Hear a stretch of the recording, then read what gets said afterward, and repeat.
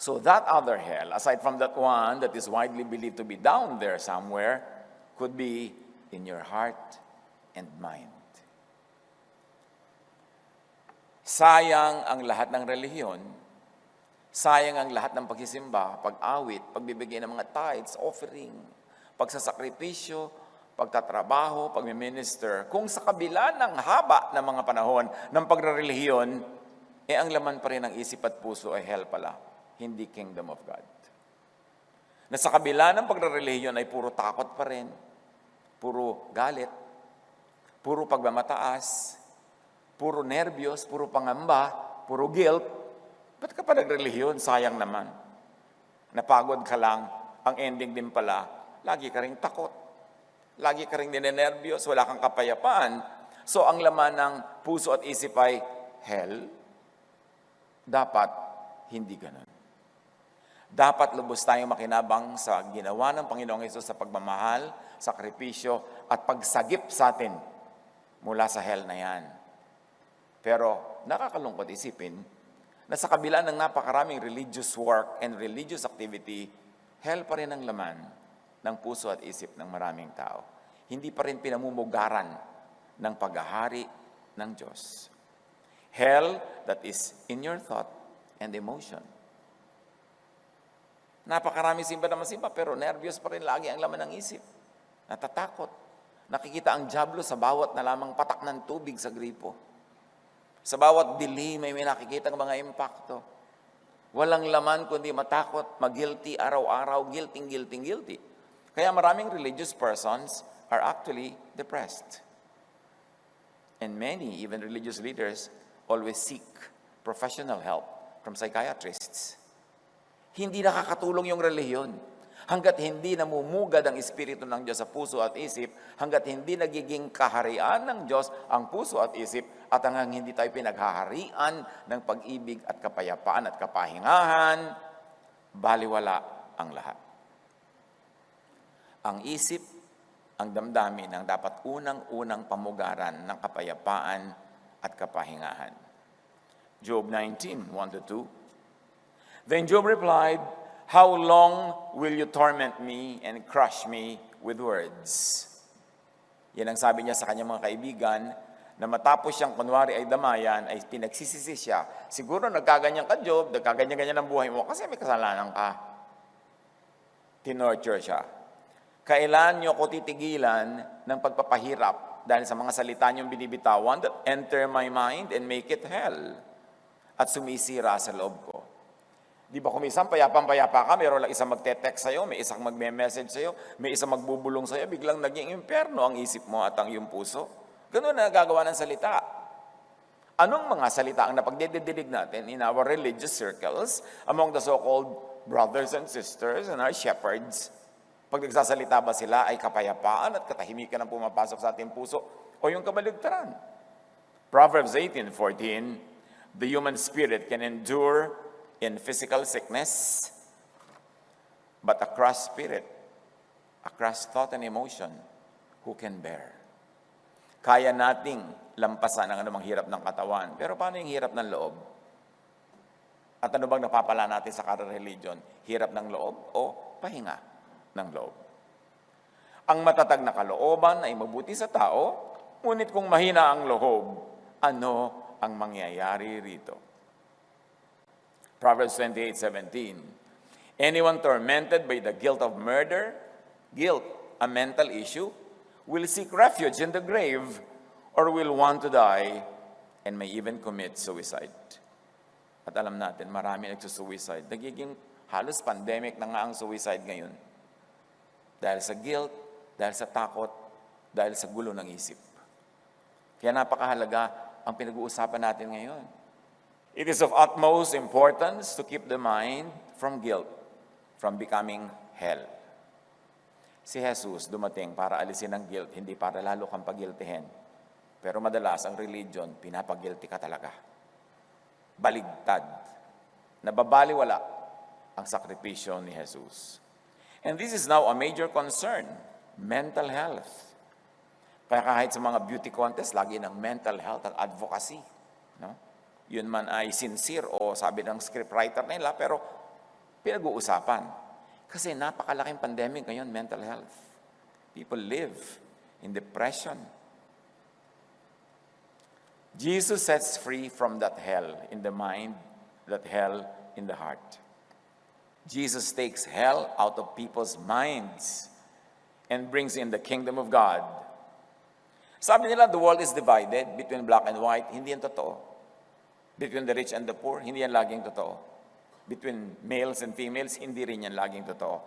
The truth is, the world is divided between those that have hell in their minds or those that have the kingdom of God in their minds.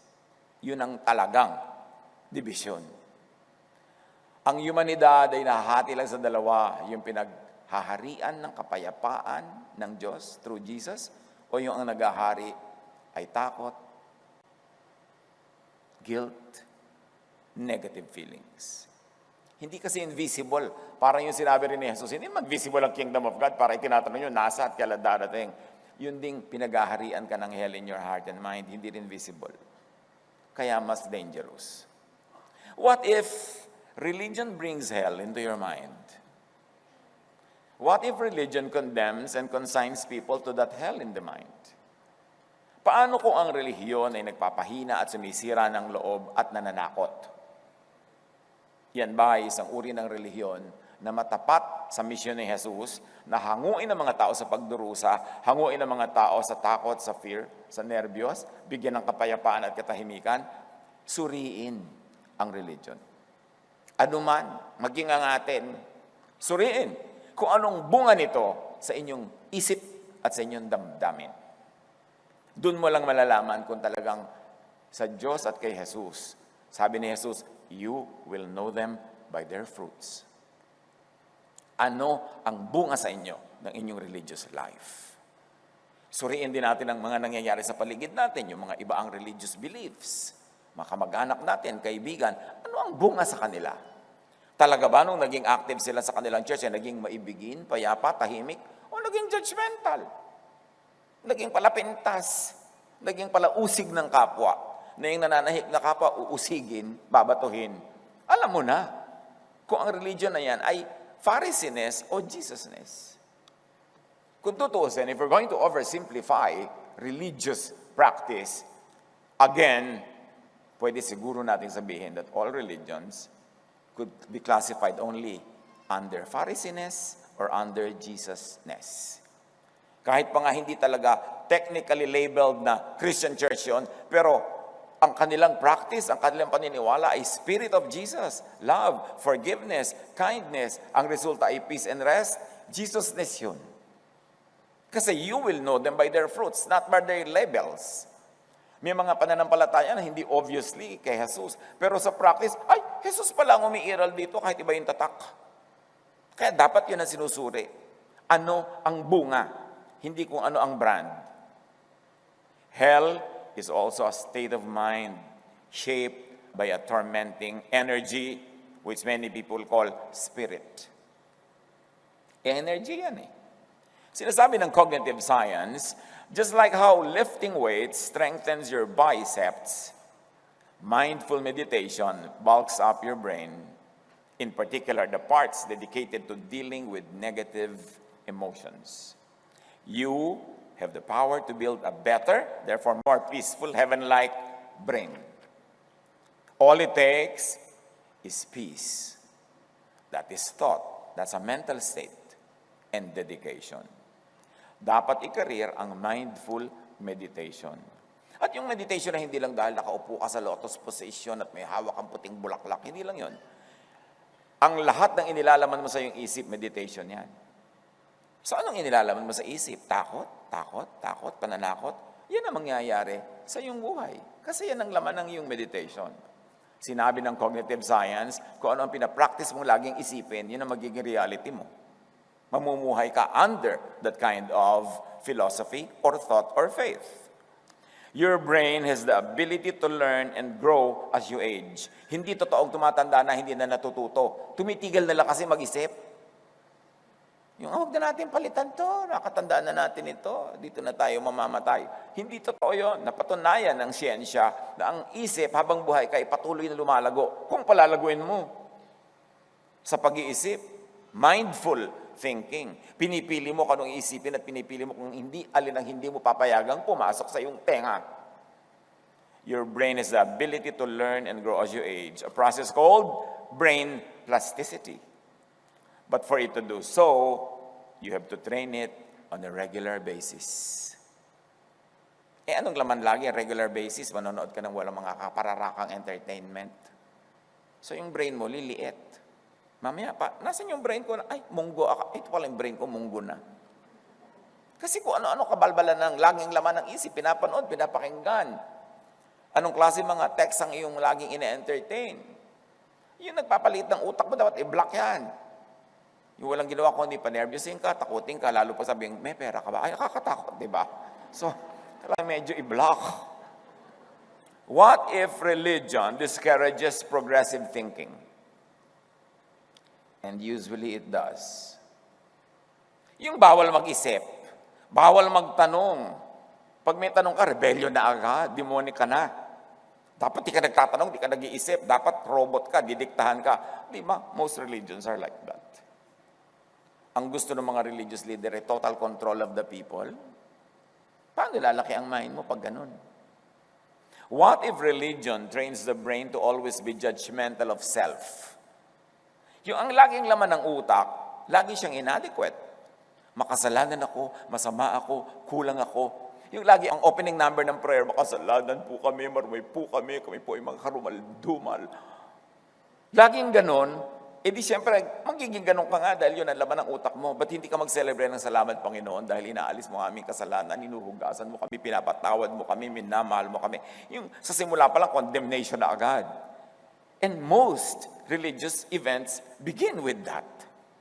Nakapokus lagi sa kasalanan. Kasalanang hinugasan at inalis na ni Jesus. Pero madalas sa salita lang yan, pero in actual practice, usigan pa rin ang usigan, batuhan ang batuhan. Minamalaki yun.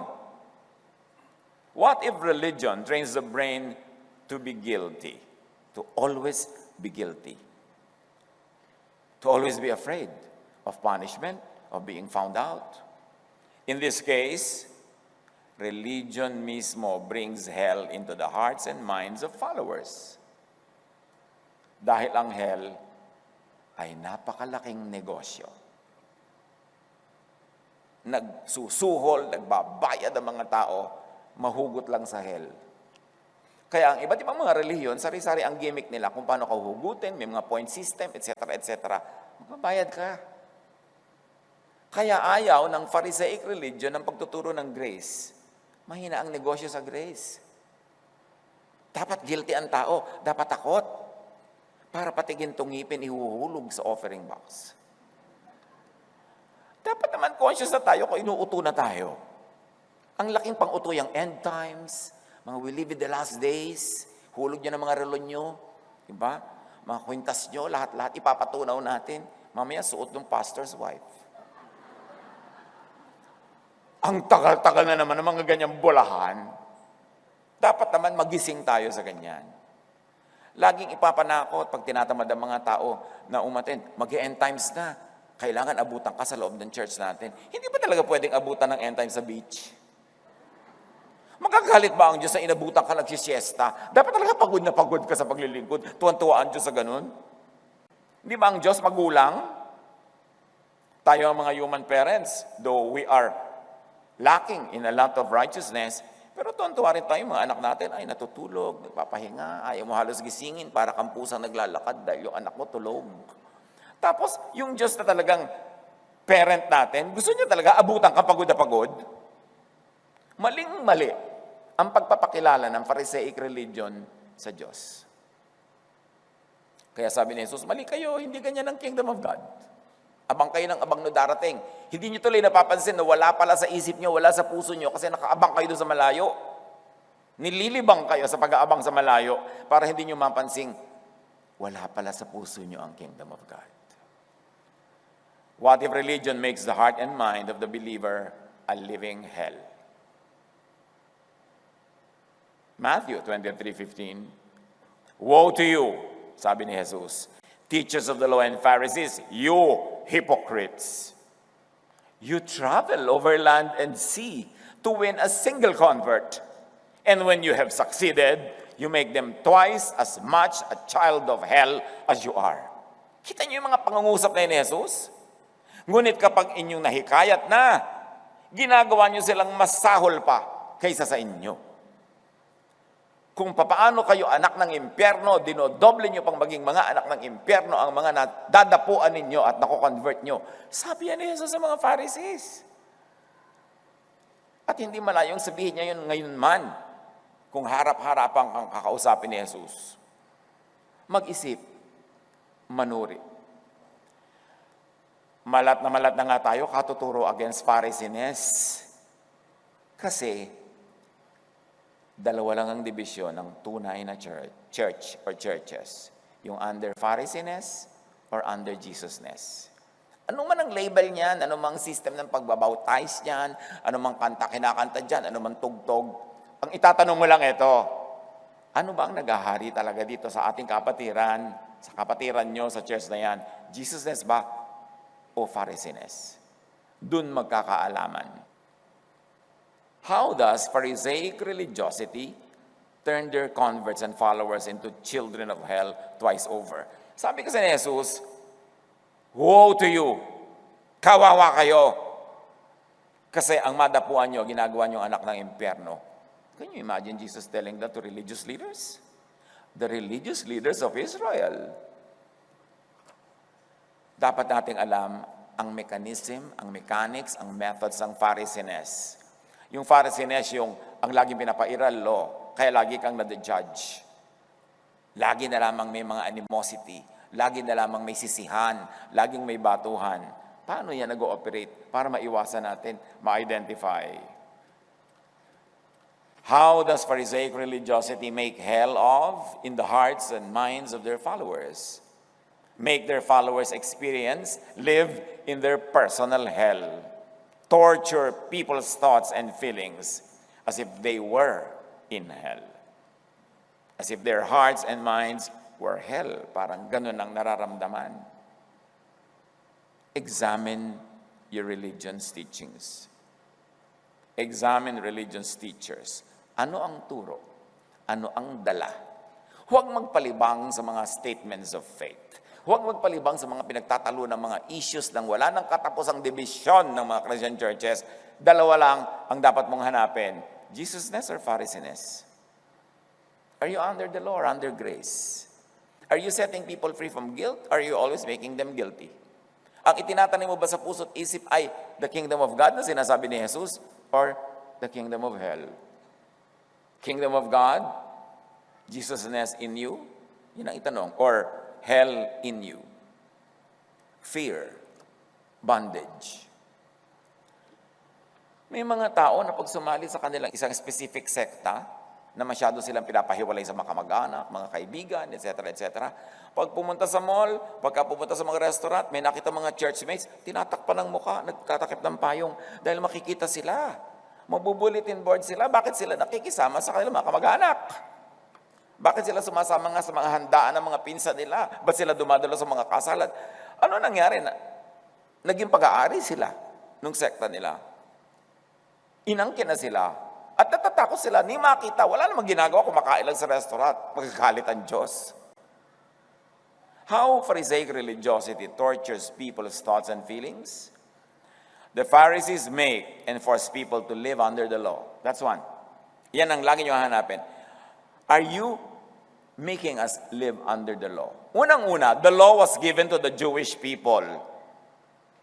Nung pinalaya sila sa Ehipto, inipon sa tabi ng Mount Sinai, sinabi, kayo, mga Israelite, pinalaya ko kayo sa Egypt, ha? Yan ang ginawa ko para sa inyo. Eto ngayon ang gagawin nyo para sa akin. Eto mga laws, susundin nyo. Nandun ka ba? Lumabas ka ba sa Egypt? Kasama ka ba sa Exodus? Jew ka ba? Jew ba ang lola mo? Hindi. Di sa kanila binigay yun, di naman sa'yo. Ba't ka ngayon nakikisaling pusa? Merong mga laws, ang Jewish religion that apply to us up to now. Those are the laws that pass the Jesus filter. Jesus canceled the law. Jesus destroyed the law. The New Testament tells you that. Pero hindi lahat. Kasi meron siyang finulfill, meron siyang nire-interpret, at mahalaga, may mga teaching ang Jewish law na papasa sa Jesusness kasi loving. Alam mo, yung mga law nila, huwag mong tatanggalin yung muhon, yung marka sa lupa ng kapitbahay mo, tapos palalakihin mo yung lote mo, kakainin mo yung lote niya. Hanggang ngayon, applicable yon kasi loving yon. So lahat ng loving features of the law, tuloy. Pero yung unloving, ito makasalanan, batuhin, batuhan ang batuhan, hindi na yun ini-implement ni Jesus. So dapat sinusuri natin lahat yan.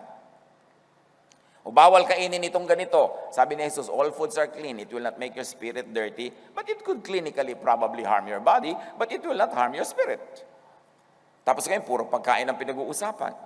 Yung mga, hindi tayo pwedeng gumalaw kasi sabat ngayon. Napakalaking issue yung sabat. Sabi nga ni Jesus, Sabat was made for man, not man for the Sabbath. Binigyan kayo ng sabat para pakinabangan nyo, pero yung amo nyo na yung sabat, kayo nang nahihirapan, makapag-sabat lang. Hindi na. Kaya si Jesus, sinadya pa niya na mga miracles niya, ginagawa pa niya sabat.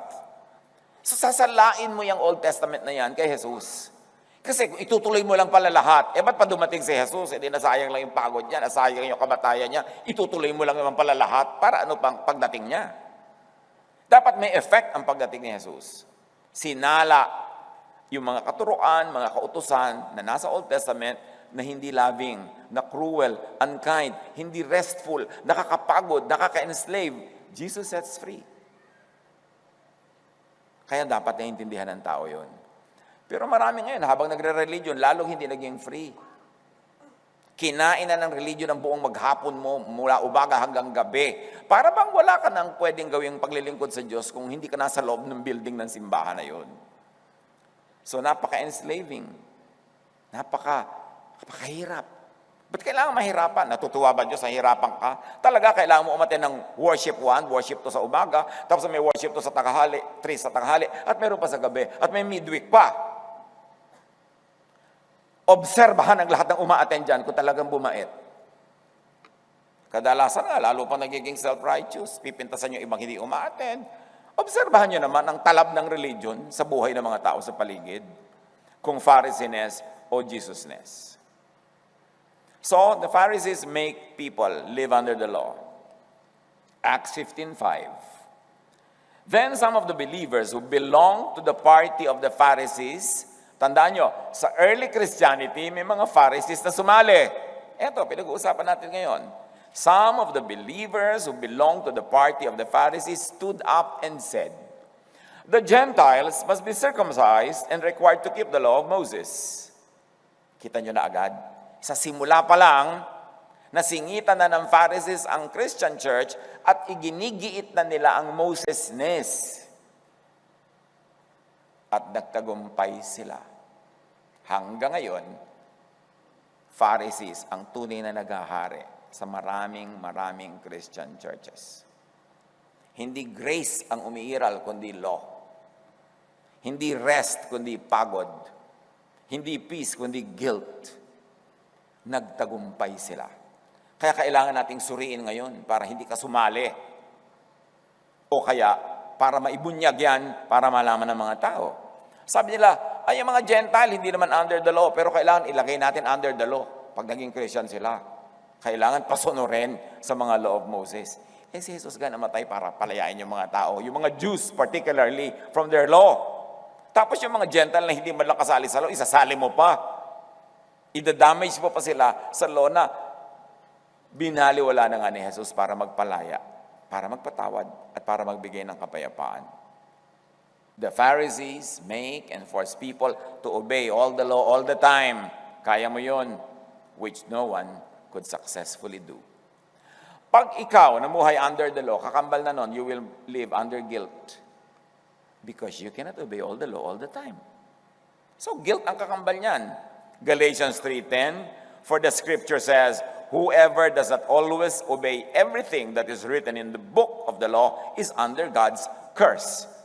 Can you imagine what happens when you place yourself under the law? You place yourself under curse because when you are not able to obey everything all the time, you are under curse according to the Jewish scriptures.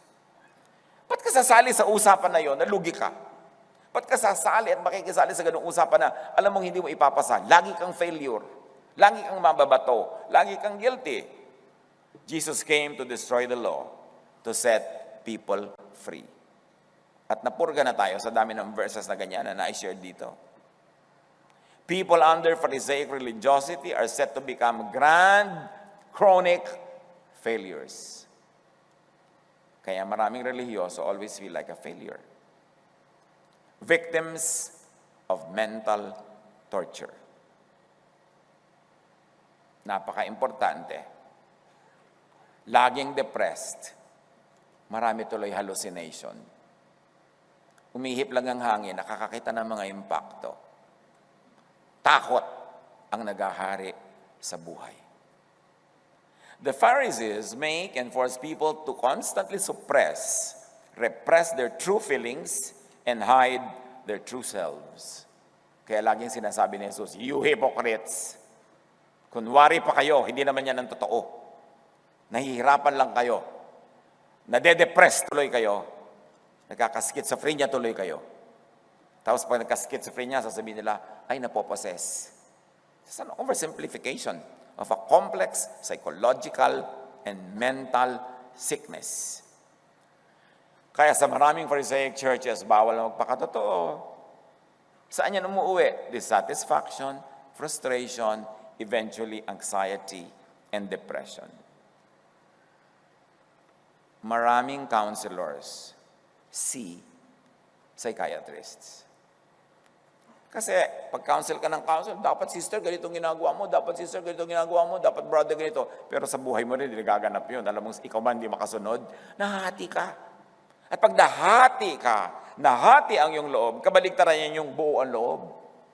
Pag nahati ka, sira ang loob. Can you imagine, napakaganda ng ating wika. Meron tayong mga terminologies for even psychology terms. Hati ang loob. Ano mangyayari? Nasira ang loob. Kaya may dumadaan lamang na medyo may itsura na nahulog ang loob. Kasi grabe yung need. Masabihan lang na ang cute mo, miss kita. Love na agad. Kasi ang daming kulang sa loob ng puso. Walang makapitan. Kahit sinong dumadaan, kakapit na. The Pharisees forced people to live double lives in hiding, in hypocrisy. Kaya dapat ang church, may mga maskara diyan sa pintuan. Hoy, papasok ka na, magmaskara ka na. Hindi mo pwedeng ipakita ang totoo, machichismis ka. Mapupulpito ka, mapapagalitan ka, mareredya ka. Yun ba ang pinag-alayan ni Jesus ng buhay? That people who are supposed to accept Him and obey Him and be in Him live double lives, live in hypocrisy and pretense? Galatia 2, 11-13. Kita niyo yung nangyayari nung unang-una pa lang na panahon ng church. May ganyan na mga hypocrisies. Sangkot pa si Pedro. Subalit nang dumating si Pedro sa Antioquia, sabi ni Paul, harap-harapan ko siyang sinaway sapagkat maling-mali ang kanyang ginagawa. Dahil bago dumating ang ilang sugo ni Santiago, ni James, who was known for Pharisees and for his adherence to the law, si Pedro ay nakikisalo sa mga hentil. Subalit nang dumating na ang mga yon, yung mga circumcision group, yung mga Judaizers, yung mga loyal sa traditions of Israel, lumayo na si Pedro at hindi na nakisalo sa mga hentil dahil sa takot niya sa pangkat na nagnanais na tuliin din ng mga hentil. At gumaya naman sa kanya ang ibang mga kapatid doon na mga Hudyo. Pati si Barnabas, ay natangay ng kanilang pagkukunwari. Basahin nyo ang Book of Acts, mga kapatid. Tanggalin nyo yung parang mala Cinderelang pagbabasa. Tingnan nyo kung ano talaga naganap. Napakaraming tension. Kasi ipinipilit ng mga Hudyo na naging Kristiyano kunwari na ituloy ang Jewishness, ituloy ang law, ituloy ang Pharisees inside the Christian church. At sabi ni Paul, yung si Pedro talagang harap-harapan ko tinalampak yan. Hypocrite siya. Nung wala pa yung mga strict na mga Pharisees, nakikihalubilo siya sa mga Gentiles. Nung nagdatingan yung mga tao from Jerusalem, na mga tao ni James, bigla siya lumipat ng mesa. Humiwalay siya sa mga hentil. Sabi ko nun, maraming gumaya sa kanya at sa kanilang mga pagkukunwari. Pinagalitan ni Paul si Peter. Ang daming conflict. Tingnan ninyo. Kaya hanggang ngayon maraming conflict ang churches kasi doon pa lang sa simula may conflict na. At ang conflict na pinakamalaki ay yun. Tayo ba'y under the law or not? Under Pharisees ba tayo o under Jesusness? Hihiwalay ba talaga tayo sa mga Gentiles o tasama tayo? Magse-separate ba tayo o makikijoin sa mga kapwa-believer? Issue na yun pa. Hanggang ngayon, issue yan. Maaga pa, conflict na. Anong mga conflict noon? James, Peter, and the Judaizers and the circumcision group, all in the book of Acts versus Paul. Law versus grace. Justice versus love. Pharisees versus Jesusness. Yung mga nagpipilit ngayon, na sinasabi nila, but God is God of justice. Ang ibig sabihin nila lahat ng may kasalanan, batuhin, parusahan. Yun ang ibig sabihin nila. Pero si Jesus, at kahit sa Old Testament, pag binabanggit ang justice, ang talagang content nun ay justice for the poor. Justice for those who are nalulugi, natatalo sa mga kaso nila sa mga korte kasi mahirap sila, kasi mahina sila. Yun ang laging sinasabi ni Jesus na justice. Bigyan ng katarungan ng mga api at mga mahihina. Hindi yung parusahan lahat ang may kasalanan. Never na ginamit ni Jesus yung word na justice to apply to parusahan ang mga nagkakamali at nagkakasala. Ang kanyang justice ay huwag pagkaitan ng katarungan ang mga maliliit na tao at mahihirap sa ating mga hukuman. Dapat unawain natin yan. Meron kasi nang gagalaiti, God is God of justice. Therefore, batuhin ang mga may kasalanan, parusahan sila. Hindi yun ang konteksto ni Jesus. Mag-aral-aral kahit konti. Kasi nandiyan naman ang linaw-linaw. Katulad ng babaeng balo, sa kwento ni Jesus, na matatalo siya sa kaso kasi balo siya, mahina siya, mayaman ang kanyang kalaban, hindi niya tinigilan, nakakukulit yung judge. At sabi ng judge, mabigyan na nga ng katarungan itong babaeng ito para tigilan ako. Yun ang katarungan na tinutukoy ni Jesus. Huwag apihin ang mga mahihirap, lalong-lalo sa pagdaan sa hustisya sa mga hukuman. Hindi batuhin lang may kasalanan, parusahan. No, Pharisees ang may gusto ng parusa sa makasalanan. Inako ni Jesus ang parusa. Agree? Agree na ba kayo dyan? So, bakit ngayon gusto mong parusahan yung may kasalanan na inako ng ni Jesus? Ang mga Pharisees, walang tiwala sa kapwa, walang tiwala sa Holy Spirit, walang tiwala sa gawain ng Diyos, nang gusto nila kontrolin ang tao kasi ang iniisip na pag hindi mo kinontrol, hindi mo pinarusahan, hindi mo itinali, magwawala yan. Yun ang Pharisee. Pero si Jesus nagtitiwala, palayain. Bigyan ng kalayaan yung mga taong yan. Kasi kumikilos ang Espiritu sa atin. At kung magkakamali ka o magkakasala at nagagalit ang Diyos, sa Diyos ka mag-report. Bakit sa Pharisee? Kung gusto ka ba parusahan ng Diyos, mahirap bang gawin yun? Di siyang gagawa. Bakit tayong kapwa, mananampalataya, magpaparusa? Takot na takot ang mga Pharisee na bigyan ng laya ang mga tao kasi wala silang tiwala. Iniisip nila, mga demonyo lahat yan. Pag pinabayaan mo yan, kademonyo ang gagawin. You see, ang utak ng Pharisee, ganun. Pero ang utak ng kay Jesus, God is gracious, God is kind, give people space, forgive them pag nagkamali. Sabi nga ni isa, ilang beses ko mong papatawaran, 7 ba? Anong 7? 70 times 7. Meaning, wag mong tumigil magpatawad. Pero ang Pharisee, justice! Parusahan! Batuhin! Dapat tayong manuri. Tama na yung mga panlilinlang ng mga Pharisees na nagkukunwaring maka-Jesus. So maaga pa, conflict na talaga. James, Peter, Judaizers, law versus grace, justice versus love, Pharisees versus Jesusness. Hanggang ngayon, yan pa ang tunay na issue. The Pharisees make and force people to be conflicted. Yung iba yung sinasabi ng bibig mo, ito, Sunday school teacher ka, turo ka siya, pero yung turo ng tama according to the book. Pero alam mo, sa buhay mo, di ba rin nagagawa? Kaya mamaya, nagtitirintas ka na habang nakatingin ka sa mga lumilipad na gamo-gamo. Dahil mababaliw ka pag iba yung sinasabi mo, tapos iba yung buhay mo. Nahahati ka. Magkakatagyawat ka, malalaglagan yung mga ngipin, papangit ka. Kasi hati ang loob. Pharisees force people to be conflicted, to live in guilt and fear of being shamed, of being punished. Pag takot na takot ka sa mga kapatid mo sa church na baka ka ipahiya, baka kahiyain, baka ka palayasin, anong church ang kinakabilangan mo? Church ba yan ni Jesus? John 9, 18 to 22. Dahil merong mga magulang na natatakot na mapagalitan ng Pharisee, kahit na napaghibalaan ni Jesus yung anak nila, nung tinatanong ng mga Pharisees, ayaw nila magsalita. Ganito ang sinabi ng kanyang mga magulang dahil sa kanilang takot sa mga pinuno ng mga Hudyo, sapagkat pinagkaisahan na ng mga Hudyo na ang sino mang magpahayag na si Jesus ang Kristo ay ititiwalag sa sinagoga. Noon pa man, tiwalagan blues na. Takot na takot ang mga tao ba tiwalag? Alam mo niyo po, Tito, sabi ng mga Facebook, itiwalag po ako kasi, di pasalamat ka, tiniwalag ka, nakalaya ka dyan sa sobrang daming trabaho, sa sobrang daming umuusig. Kumanta kang, I'm free. Pag tiniwalag ka, ba't takot na takot ka ba titiwalag? Ano bang mawawala sa'yo kung tiniwalag ka? Mawawala ba ang Diyos? The kingdom nga is in your heart and in your mind. Di kahit sa kanando, nando ng Diyos. Bakit ka takot na takot itiwalag ng mga Pharisees? Hayaan mo silang maubusan ng worker, maubusan ng member, kung ang hilig nila magtiwalag. Instrumentalist po ako sa church, wala po akong hanap buhay, pinapatugtog ako mula umaga hanggang gabi, ilang araw-araw, pero wala naman po akong love gift. Mga inaamag na tinapay lang po yung mga gift sa amin. Pagka nag-gig po kami, tumugtog kami sa iba para kumita naman, hindi kami papatugtogin ng ilang linggo. Ay, hindi pa salamat ka.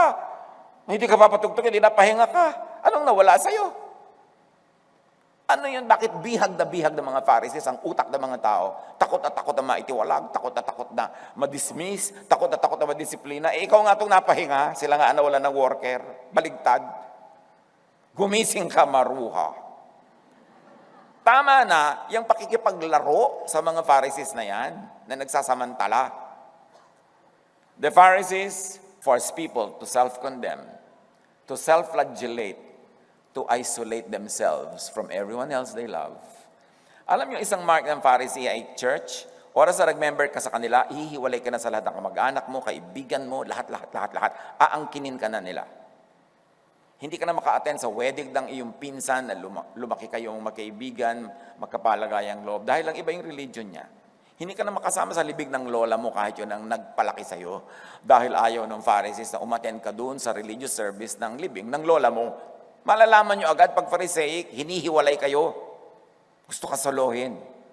Pero eto ngayon, ano bang effect sa'yo ng pagsasolo nila sa'yo? Talaga bang bumait ka? Talaga bang naging mas banal ka? Naging mas katulad ni Jesus?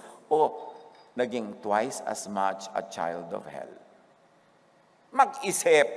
Acts 10:28, si Pedro kay Cornelius, he said to them, you are well aware that it is against our law for a Jew to associate with or visit a Gentile. This is separatism.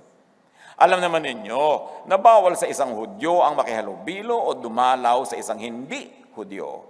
Subalit, ipinakita sa akin ng Diyos na hindi ko dapat ituring na marumi at hindi karapat dapat pakitunguhan ang sino man. Na-realize ni Pedro. Ang tanong ngayon, Hudyo ka ba? Para humiwalay ka sa iba kung Christian ka na. Bakit ihiwalay? Yung mga Hudyo nga, sinabihan na ni Pedro, tayo mga Hudyo na may tradisyon na huwag makihalubilo, na-realize ko na walang ganun, dapat makihalubilo tayo. Tapos ikaw na hindi Hudyo, masahol ka pa sa Hudyo sa paghiwalay. Dahil sa Pharisees, dahil under the Pharisees. Kailangang ibunyag ang mga kagilagilalas na kasinungalingan ng mga relihiyon na nagkukunwaring maka-Jesus, pero ang totoo, maka-Pharisee. The Pharisees make and force people to live under constant control, regulation, and judgment. Ang daming bawal. Yung kapatid, pumikit ka lang, repeat after me, magpe-pray ka at makakalaya ka sa Panginoon. Bibigyan ka niya ng kapayapaan, ng buhay na walang hanggan, ikaw'y magiging masaya, tahimik. O, ginawa mo naman, pagdilat mo, huli ka, topo-topo, eto na ang mga rules ng church na ito. Pahabain mo yung buhok na, o kaya paiksiin mo yan. Palitan mo ang iyong damit, huwag ka magkukulay ng iyong buhok, bla bla bla bla bla bla. Teka, akala ko ba lalaya ako? Ano nangyari? Kunwari lang yun, press release. Gumising tayo. The Pharisees force people to live under constant control, to live a life of sacrifice. Yung sobrang magsakripisyo, ginlamorize sobra ang pagsasakripisyo, self-denial and suffering, misinterpreting and misapplying Jesus' carry your cross and follow me. Ang cross na ipinapabuhat ni Jesus ay hindi cross ng Pharisees, kundi cross ng Jesusness. Carry your Jesusness cross and follow me away from Pharisees, from the hell inside you to the kingdom of God inside you. Kasi may cross talaga ang lahat ng bagay. Pag sumunod ka kay Jesus, may cross. Dahil aawayin ka ng mga maka-Pharisee, yung mga makalo. Pero pag sumunod ka naman at dinala mo yung Pharisees na cross, mas pagod ka dun. Yun ang ibig sabihin, Jesus, carry your cross. May price to pay sa pagsunod sa akin. May mga hindi makakaintindi sa'yo, may mga magre-reject sa'yo. Carry that cross. Pero hindi cross na magdusa ka, magtiis ka, ilagay mo lahat ng pera mo sa hulugan, sa kahod, huwag ka na kumain ng masarap, ibigay mo lahat dito, hindi yun ang cross na ipinapadala ni Jesus. Yun ang cross na binuhat ni Jesus para iligtas tayo sa pagbubuhat nun. Iniligtas ka na ni Jesus para buhatin yon, ipapabuhat na naman sa'yo ng mga Pharisees. Ang tunay na kalaban ni Jesus ay the Pharisees who ignore the death and the resurrection of Jesus and continue to insist on the law which Jesus died for to set us free. Dapat intindihin. The Pharisees force people to become self-righteous, judgmental, unkind, and cruel. All you have to do is open your eyes and you will know that more than 90% of the time, that's true. When people become very religious, that's what happens. Pinipintasan ang lahat, wala na magaling kundi sila na lang ang tama. Matthew 23:15, sabi ni Jesus, "Woe to you, teachers of the law and Pharisees, you hypocrites! You travel over land and sea to win a single convert." At inuulit lang natin ito. And when you have succeeded to make them twice as much a child of hell as you are. Masaklapang bunga ng napapasama sa Pharisaic religion. Now, hell is also a state of mind shaped by a tormenting energy, or spirit, as people call them. Acts 5:16, crowds gathered also from the towns around Jerusalem, bringing their sick and those tormented by impure spirits, and all of them were healed. You see, they were tormented, actually, by negative emotions, by guilt and fear, dissatisfaction, and inner seething anger. Suffering people were mentally and emotionally healed by Jesus' grace. Ano ang sagot sa hindi makasunod sa law? Di grace. Hindi more law, hindi punishment, grace. Pardon. John 1:17, for the law, or pahirap, was given through Moses. Through Pharisees, grace or ginhawa, and truth came through Jesus Christ, or Jesusness. So John 1:17, kitang-kita nyo yung clarity ng paghati sa dalawang reality. Law through Moses, grace through Jesus. Yun lang talaga, yung bilateral symmetry ng kung saan ka pwede sumali. Guhitan mo, dito ka lang o doon. Are you under the law or under grace? Are you under Moses or under Jesus? Huwag kang malitong palipat-lipat. Moses ako ngayon. Jesus ako ngayon. Yun ang nangyayari sa mga tao. Palipat-lipat araw-araw. Hindi ba alam mo kung saan sila tatayo? Ang bunga, kalituhan. Jesus saves people from the teachers of the law and the Pharisees, sense of justice, which we have already discussed, and judgment. Parusa, pahirap. John 8:3-5. Dumating noon ang mga tagapagturo ng kautusan at mga Pariseo na may dalang isang babaeng nahuli sa pangangalo niya. Iniharap nila ito sa karamihan at sinabi kay Jesus, "Guro, ang babaeng ito'y nahuli sa aktong pangangalo niya. Ayon sa kautusan ni Moises, dapat batuhin hanggang mamatay ang mga katulad niya. Ano naman ang masasabi niyo?" At alam natin ang ginawa ni Jesus. Iniligtas ang babae sa batuhan. Hindi pinairal ni Jesus ang law of Moses. Gaano pa kalinaw ang kailangan nating makitang ebidensya na pinalaya ni Jesus sa mga tao mula sa law, mula sa pambabato, mula sa parusa ng law. Gayunpaman at ang babaeng ito ay sabi nila ay nahuli sa pangangalo niya. Kung mga leaders ngayon ng church ang makakagawa niyan, batuhan yan. Pero sasabihin nila, Jesus followers, Jesus believers, sa totoo, ay mga followers of Pharisees. Hindi nila papaligtasin na hindi mabato. Kailangan batuhin. Suffering people were healed by Jesus' love. Jesus saves people from the teachers of the law and Pharisees as unlove, anger, and hatred. Bakit maraming relihiyoso, pag nagiging intense ang religiosity, nagiging hateful, angry, laging galit? At ito pa, mga kapatid, makikita nyo kung sino ang Pharisee at ano ang Pharisees. Tuwang-tuwa sila pagka mayroong mga taong sa iniisip nila yung makasalanan, tapos nagkasakit. O nasagasaan ng pison. Nadaganan ng puno ng papaya. O kaya ay nasunugan ng bahay, nalugi sa negosyo. Tuwang-tuwa sila. Observe. Ayan, hindi kasi nag-church. Buti nga. Diba? Ayan, hindi kasi sumusunod sa atin. Nagkatuloy-tuloy ng sakit. Hindi makakakitaan ng lungkot o habag. Gustong-gusto nilang i-prove na tama sila at mali yung kalaban nila. Kaya tuwan-tuwa sila pag nagkaroon ng sakit. Pero pag sila nagkasakit, trial. Pag sila nagkasakit, the devil is punishing me for being faithful to God. Pero pag iba, ayan, God ang gumawa sa kanila. Mag-isip-isip dahil andyan lahat ng examples. Luke 11:42, woe to you Pharisees because you neglect justice, and this is justice for the innocent, and the love of God. Suffering people were healed by Jesus' comfort. Doon mo malalaman, ang napapala mo ba'y comfort o hindi? Matthew 11:28, sinabi na niya dito ang kanyang main mission statement. Lumapit kayo sa akin, kayong lahat na nahihirapan at lubhang nabibigatan ng inyong pasanin, at kayo'y bibigyan ko ng kapahingahan. Kapahingahan ito from religion, from Pharisaic religion. Jesus saves people from the teachers of the law and the Pharisees' heavy burdens at mga pahirap.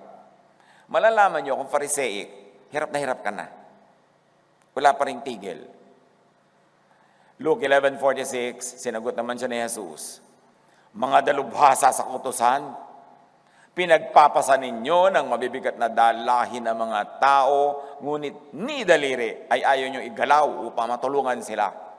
Puro kayo pahirap. Puro kayo pasakit sa mga tao. Hirap na hirap na hirap na. Hindi pa kayo tumitigil ng koleksyon. Pigang-piga na ang mga tao. Inaagaw na sa kakainin nila, sa pampagamot sa magulang, sa pampalibing sa namatay. Hihingan nyo pa ng hihingan. Wala nang pahinga. Tapos ang napapalalang naman sa inyo, panguusig. Pagtitiwalag. Anong napapala? Suffering people were healed by Jesus' forgiveness. Yun lang naman talaga ang nagpapagaling patawad, hindi paniningil. Ang walang maibayad, ang talagang pwede mo lang ibigay dyan ay patawad. Kaya patawad po. Yung walang maibayad sa'yo, kulang ang pera sa tindahan. Meron po bang tawad? Di ba? Ang galing-galing nga na ating mga words Kasi wala namang maibayad, tawad. Para magkatuluyan na lang. At yun ang ibinibigay ng Diyos sa atin. Patawad. Hindi patuloy na pang-uusig. Kulang na nga. Meron pa mga ina, isinumpa ko po yung anak kong dalaga, pastor. Bakit naman? Nabuntis po siya Hindi malaman ko sino ama dahil madilim daw. Ba't mo naman sinumpa? Deaconess po ako, diakonisa ako, paano naman? Diba? Matatanggalan ako ng ministry. Ibig mong sabihin, isusumpa mo yung anak mo na sa lahat ng panahon, ngayon ka pa niya kailangan, isusumpa mo para hindi ka maitiwalag. Di patiwalag ka pa more. Magpakaina ka na lang. Ina ka Bago ka naging diakonesa, ina ka na Tapos itatakwil mo yung pagkainan mo, itatakwil mo yung anak mo dahil sa sasabihin ng church? Ano ka? Bakit ka ganyan? Ang daming mga magulang nagtatakwil ang mga anak dahil yung anak hindi acceptable doon sa church. Makikipaghiwalay pa sa asawa dahil yung asawa ayaw dumalo. Ganun ba talaga ang gusto ni Jesus para sa atin? Forgiveness ang turo ni Jesus. Luke 7:47-48, I tell you, her many sins have been forgiven. Jesus saves people from judgment and from punishment by acceptance. Yung Pharisees, specializing in rejection. Si Jesus, doctorate sa acceptance. Tinatanggap ka, walang patakaran. Siyempre, dahil sa pagtanggap niya sa'yo, tinatanggap mo ang pag-ibig niya, mga katuroan niya, magkakaroon ka ng mga pagbabago, madedevelop ka, maayos ka, pero hindi ka pinagbabago muna bago ka tanggapin. Dahil kailan ka pa matatanggap? Kailan ka pa magbabago? Tinatanggap ka as is where is, and then sa reaction mo kay Jesus, doon ka ngayon unti-unting mas nagiging Jesus-like, doon ka nagbabago. Pero hindi requirement ang pagbabago sa pagtanggap. Tinatanggap ka muna.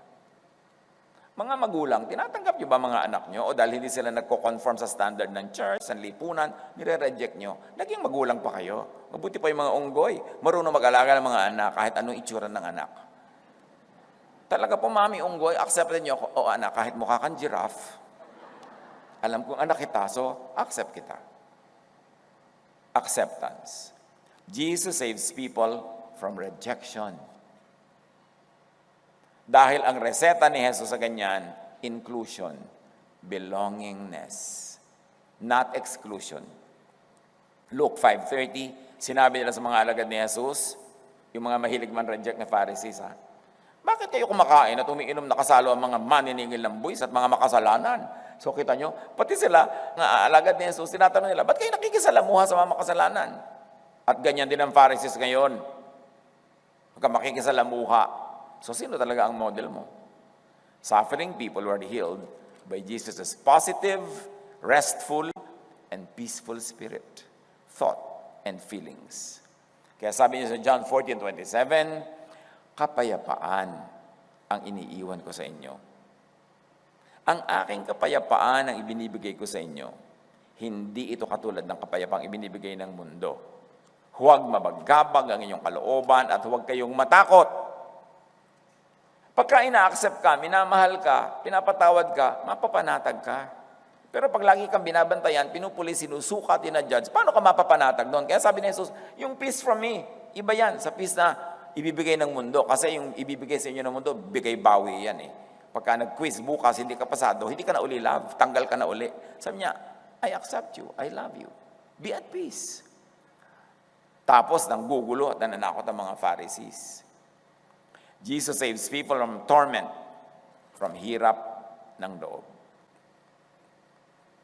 After this, Jesus traveled about from one town and village to another, proclaiming the good news of the kingdom of God.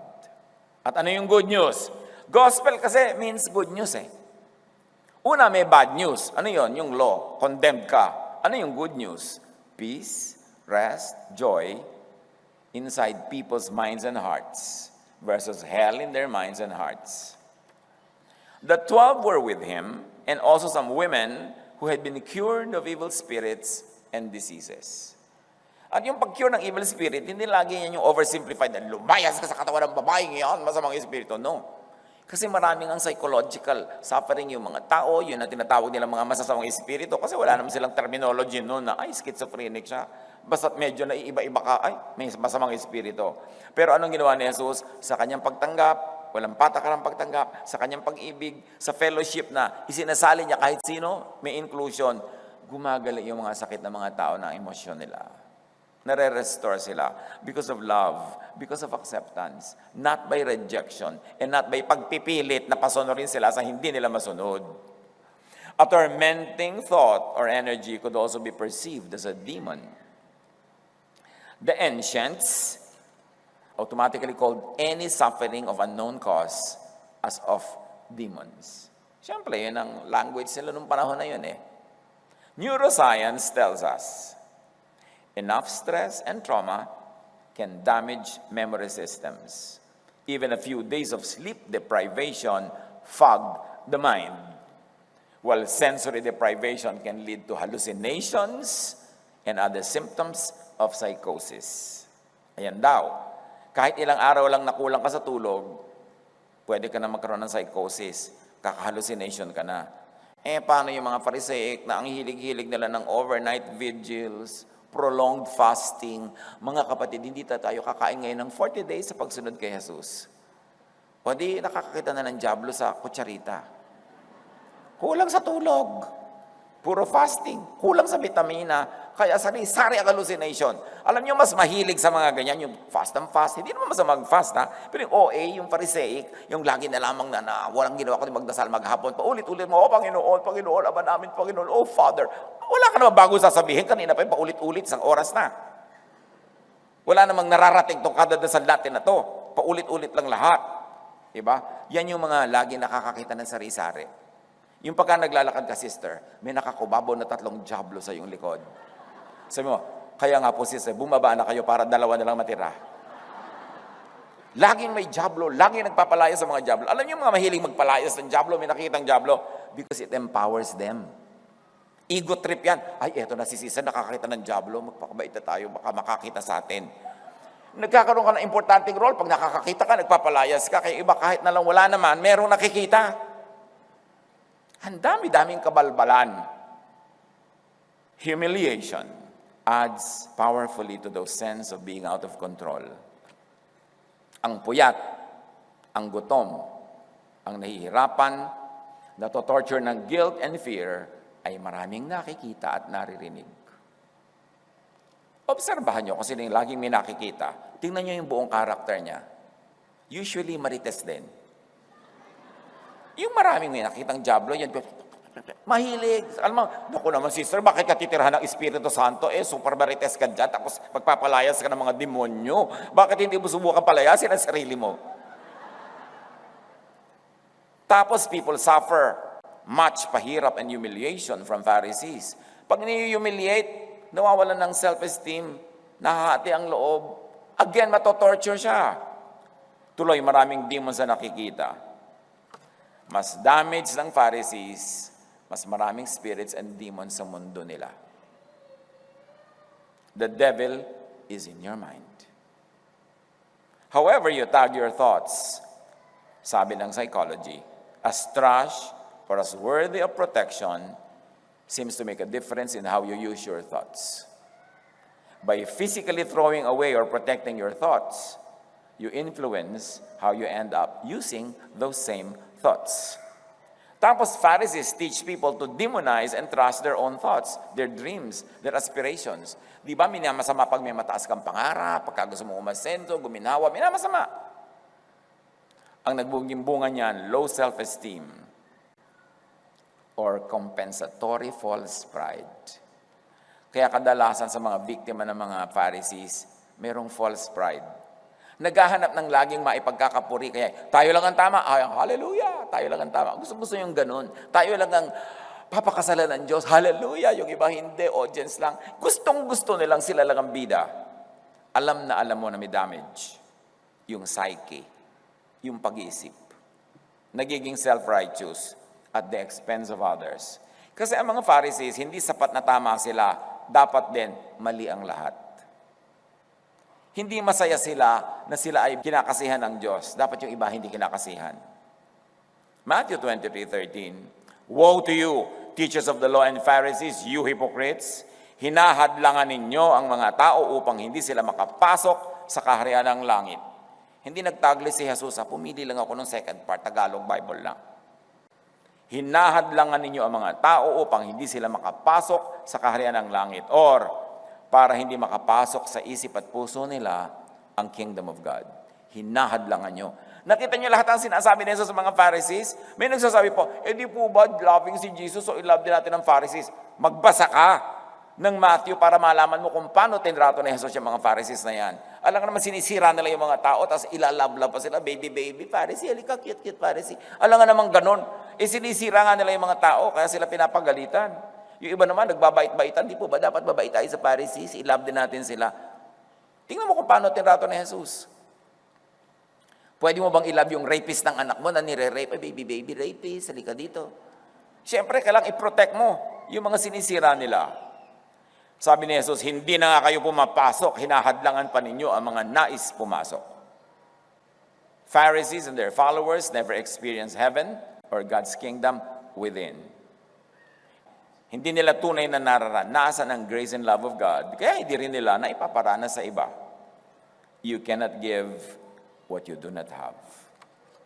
Ang teachers of the law and Pharisees ay judgmental kasi experientially ay under judgment pa rin sila. Sila ay rejecting kasi experientially, they still feel rejected. Harsh sila because they are under harshness. Unloving because they are feeling unloved. Puro law sila because actually they are under the law. Hindi nagpapasaya kasi hindi rin masaya. Matthew 12, 34 to 35, Jesus to the Pharisees, sabi, si Jesus naman to ha, kayong lahi ng mga ulupong, papaano kayo na masasama ay makapagsasalita ng mabubuting bagay, sapagkat sa kasaganaan ng puso ay nagsasalita ang bibig. Kita nyo, tatawagin ni Jesus sa mga ulupong kayo, di ba? Mga ahas kayo. Tapos sasabihin ng iba, love po natin sila dahil loving si Jesus. Ano ang mapapala sa Pharisees? Bakit magpapasakop? Bakit magsisiksik? Bakit magtsatsaga? If you really want a new idea to come into your mind, you need to deliberately force yourself to stop thinking about the old one. Tapos pigil ng conservative Pharisees ang pag-grow ng isip ng tao. Alam niyo po ba yung conservatism? Natutuwa ako, conservative ako. Ibig sabihin nun, ayoko na lumago.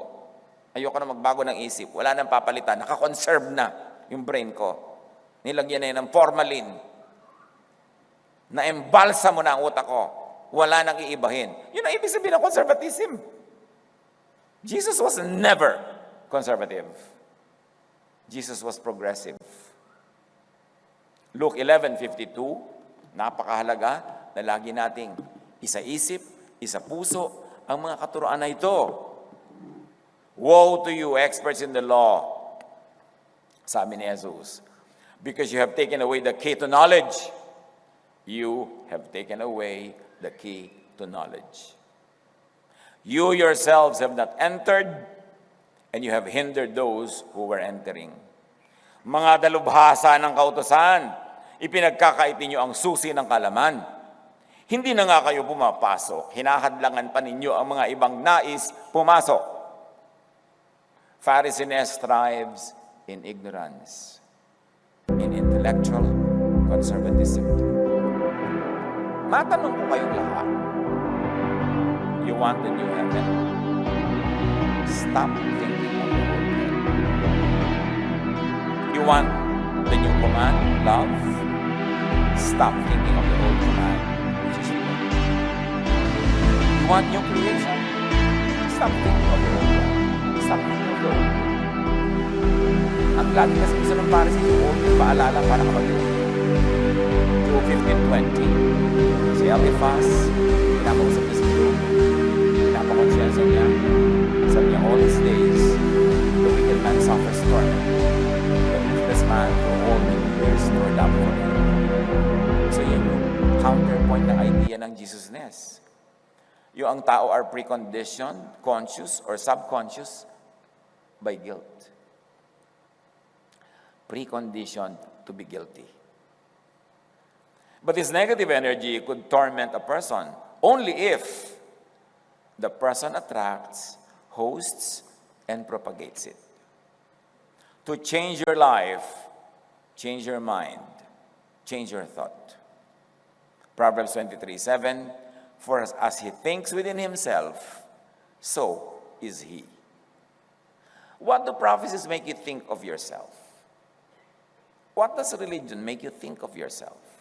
Romans 12:2, do not conform to the pattern of this world, but be transformed by the renewing of your mind. Huwag kayong makiayon sa takbo ng mundong ito, which are, they say, under Pharisees. Sa halip, hayaan ninyong baguhin ng Diyos ang inyong pag-iisip into Jesusness upang maunawaan ninyo ang kanyang kalooban. Love, yan ang kalooban niya para sa inyo. Grace, freedom from the law, rest, peace for you, for people. Being forgiven, knowing that one is forgiven, counted as forgiven, declared righteous by faith in Jesusness, can change the kalooban from guilt, torment, to peace. From hard work to rest. From hell to heaven. This is the mission of Jesus. To give peace to give rest. This is the gospel, the good news. This is the great commission to Jesus' disciples. Matthew 11:28-30, lumapit kayo sa akin, kayong lahat na nahihirapan at lubhang nabibigatan sa inyong pasanin, like guilt, at kayo'y bibigyan ko ng kapahingahan. Hindi ko na kayo uusigin. Papatawarin ko kayo, mamahalin ko kayo, tatanggapin ko kayo. Yan ako. Huwag kayong malito. Yung kabaligtaran niyan, Pharisees. Pasanin ninyo ang aking pamatok at matuto kayo sa akin, sapagkat ako'y maamo at mababang loob. Makakatagpo kayo sa akin ng kapahingahan, sapagkat madaling dalhin ang aking pamatok at magaan ang pasaning ibibigay ko sa inyo. So, suriin ang inyong religious life kung ito ang bunga. By their fruits, they will be known. Pero pag lagi pa rin mabigat ang pasanin, baka naman binabaliwala yung sabi ni Jesus at ginawa ni Jesus. Matthew 28:18-20, much misunderstood ito, yung Great Commission. Sinabi sa kanila ni Jesus, ibinigay na sa akin ang lahat ng kapangyarihan sa langit at lupa, all authority to forgive sins. Kaya't humayo kayo, gawin ninyong alagad ko, hindi alagad ni Moses, hindi alagad ng mga teachers of the law and Pharisees o nino man. Gawin nyo ang mga taong alagad ko. Yung mga missionary, nagpupunta kung saan-saan, magbimisyon sila. Ano ang ginagawa nila sa mga tao? Nagiging alagad ba ni Jesus o alagad ng Pharisees? Ano ang bunga nila pag dumapo sila? Kaya sabi ni Jesus, pabiyahe-biyahe pa kayo, tumatawid pa kayo ng mga dagat, you only make the people twice as much a son of hell as you are. Kasi ang mission nyo, kunwari kayo, sumusunod sa Great Commission, pero hindi naman akong dala nyo, kundi si Moses. Hindi naman forgiveness ang dinadala nyo, kundi condemnation. Hindi peace, kundi pampapagilty. Hindi rest, kundi pang pagod. Tapos sasabihin nyo, mission ko yan. No. Ang mga tao sa lahat ng mga bansa, sabi ni Jesus, turuan nyo silang sumunod sa lahat ng mga iniutos ko sa inyo. At anong utos ni Lord? Love and grace. Hindi law and judgment. Hindi utos ni Moses o ng mga teachers of the law and Pharisees, which on the ground is actually what most churches are doing. Ang dapuan nila, dadalhin nila sa law. Kaya ako kuminsan makakakita ng mga karatula ng iba't ibang mga sekta sa mga baryo, ang lalayo. Wow, matutuwa ka, nakarating na dito yung church. Pero may lungkot din kasama. Kasi Diyos ko, yung church na to, alam mong Pharisaic to. Kawawa ang mga magiging member nito. Alam mo, ang sasapitin nila na hirap. Alam mo, ang magiging pagdurusan nila. Sabi ni Jesus, tandaan ninyo, ako'y laging kasama ninyo, nakamatiyag, hanggang sa katapusan ng panahon. Panahon ng ano? Hindi katapusan ng mundo yon. Katapusan ng panahon ng law. Katapusan ng panahon ng temple. Katapusan ng panahon ng Pharisees. Sasamahan ko kayo para magwakas ang Pharisees. Hindi katapusan ng planeta na lagi ipinapanakot tayo, matatapos na ang mundo. Hindi naman yan ang laman ng sinabi ni Jesus, hindi naman mundo.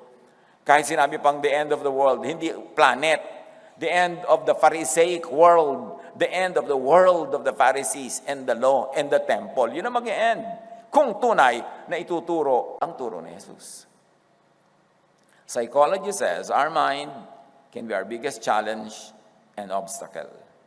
Yet if we manage it skillfully, it can be our greatest ally, helping us to reach new heights of personal development and work performance.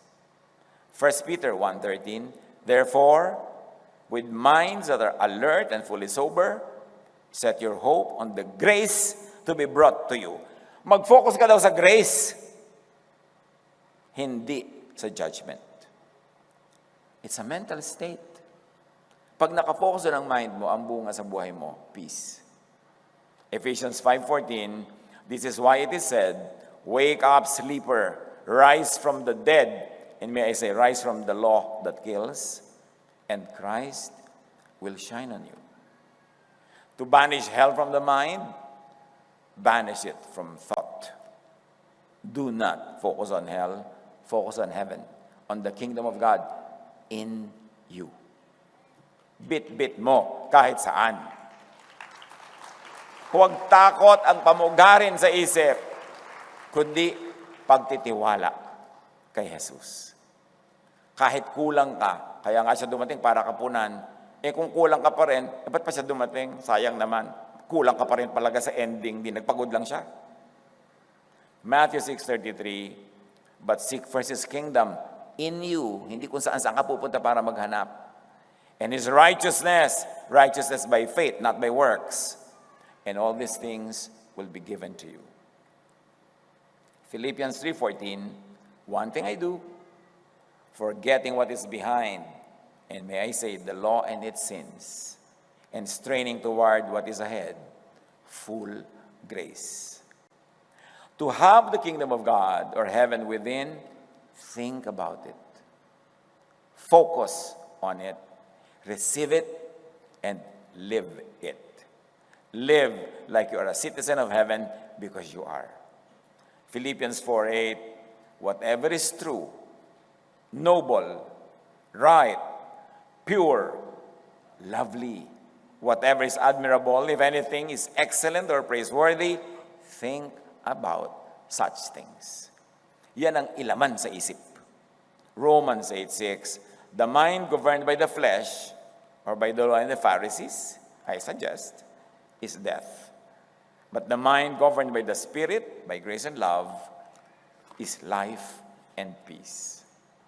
In all this, anong dapat tandaan? Gospel means good news. The good news is that Jesus came to bring the kingdom of God, heaven, peace, rest, and joy to your heart and mind.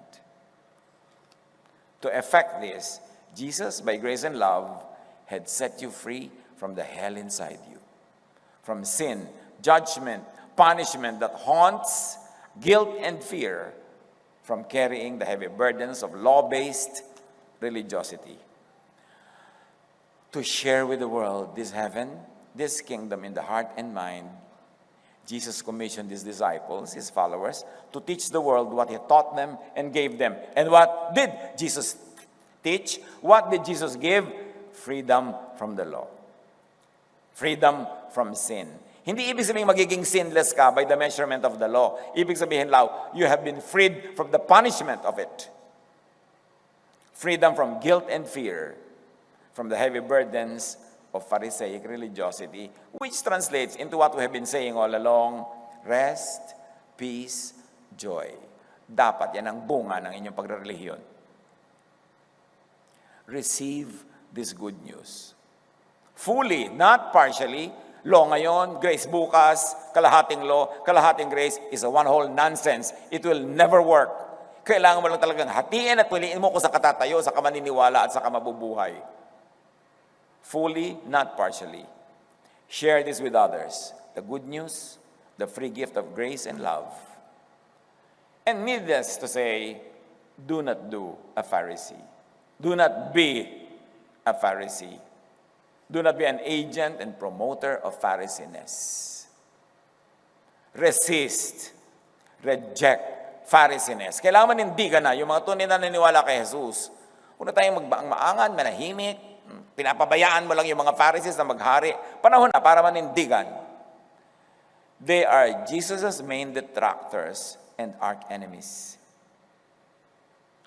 Napakaraming sinabi ni Jesus against the Pharisees. Mas marami kaysa against the devil. Magbilang kayo kung ibig nyo. Luke 11:23, pakinggan ang sabi ni Jesus. At ito ay patama, lalo sa mga Pharisees.